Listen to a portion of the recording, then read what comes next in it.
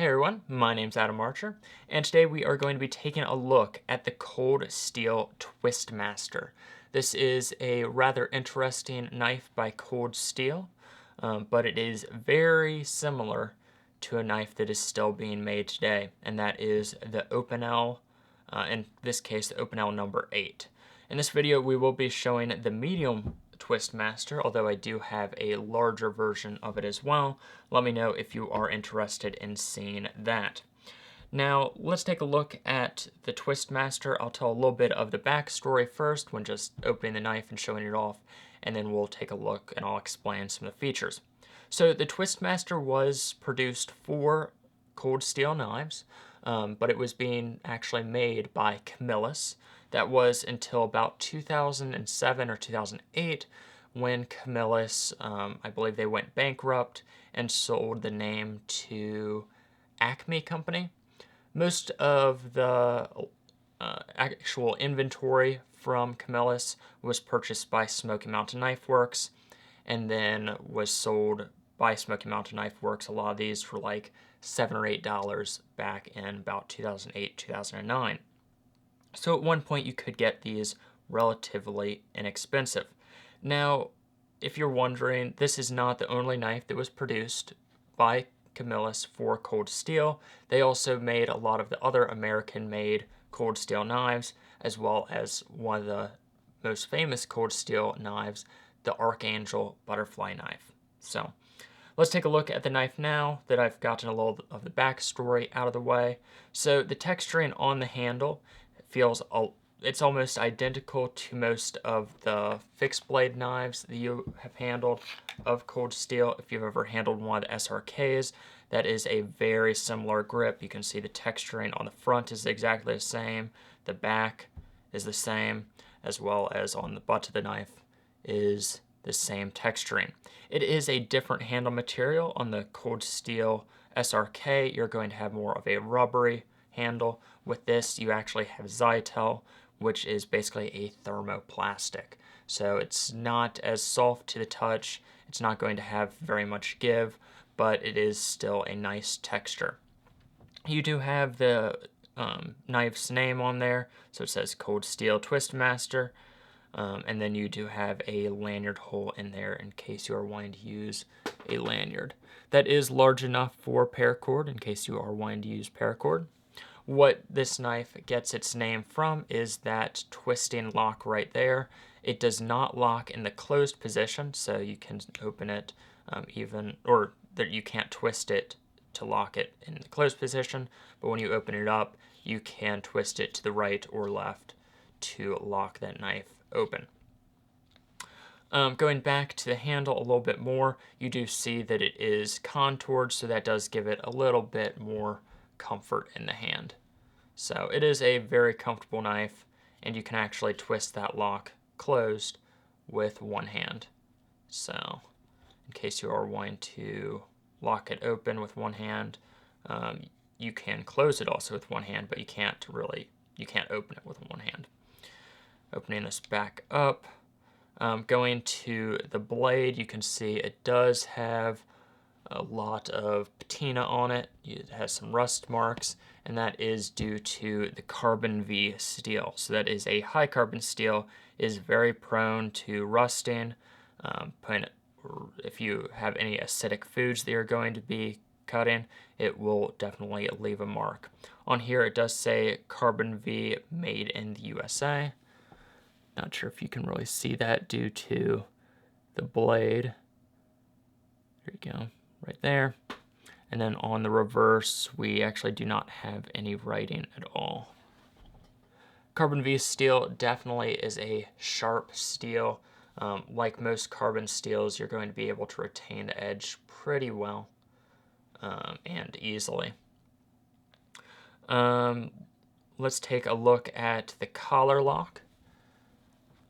So as you can see there, it is not currently locked. You can see how it's like it goes upwards, and that's how it actually locks.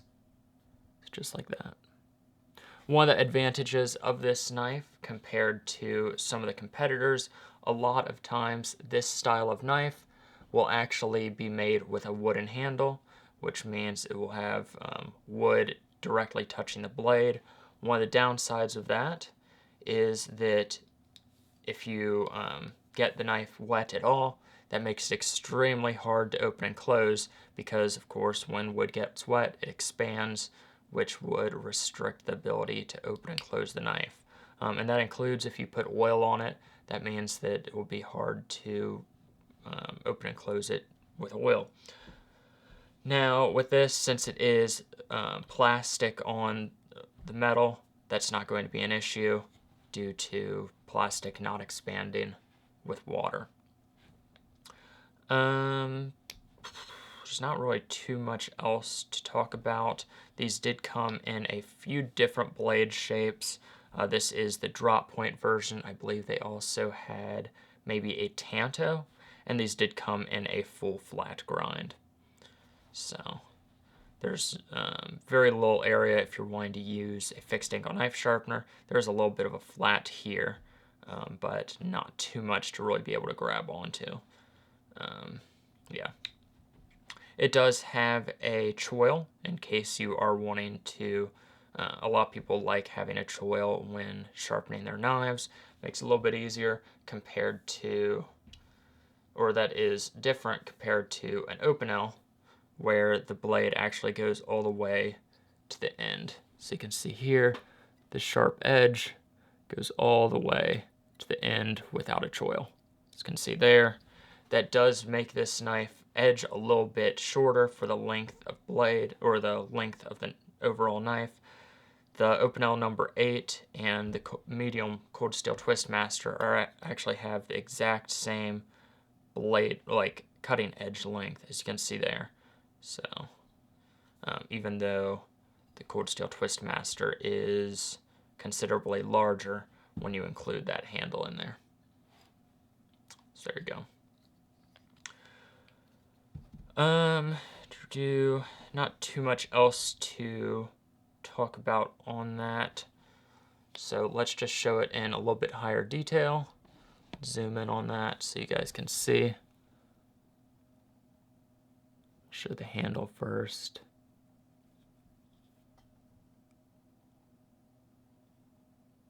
It is an extremely comfortable handle.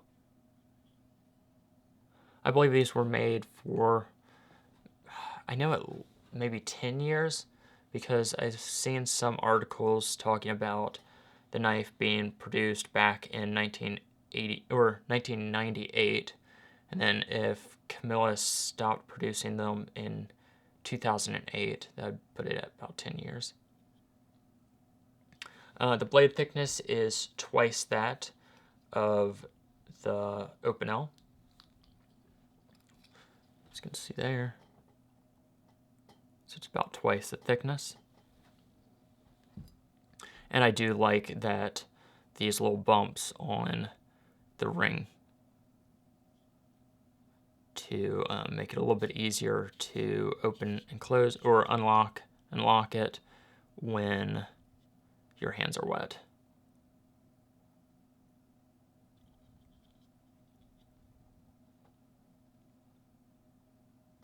Now let's just show this size comparison versus the large Twistlock.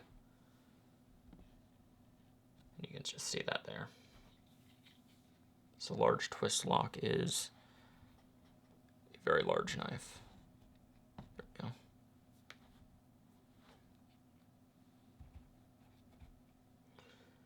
Compared to the cold steel SRK.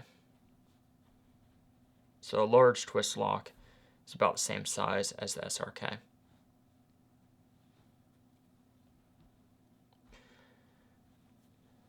Anyways, thank you guys for watching. Let me know what you think. If you have any additional information about this knife, please feel free to leave it in the description below, or not in the description, in the comment section below. I always like learning additional information, and if I did have any information that you believe is incorrect, please feel free to call me out on that as well. Of course, I am not always an expert on these particular knives, but I do try to get my information accurate as possible. Hopefully this is actually in frame. It'd be terrible if it was just focusing on the background this entire time. Anyways, thank you guys for watching. Have a fantastic day, and I'll see you later.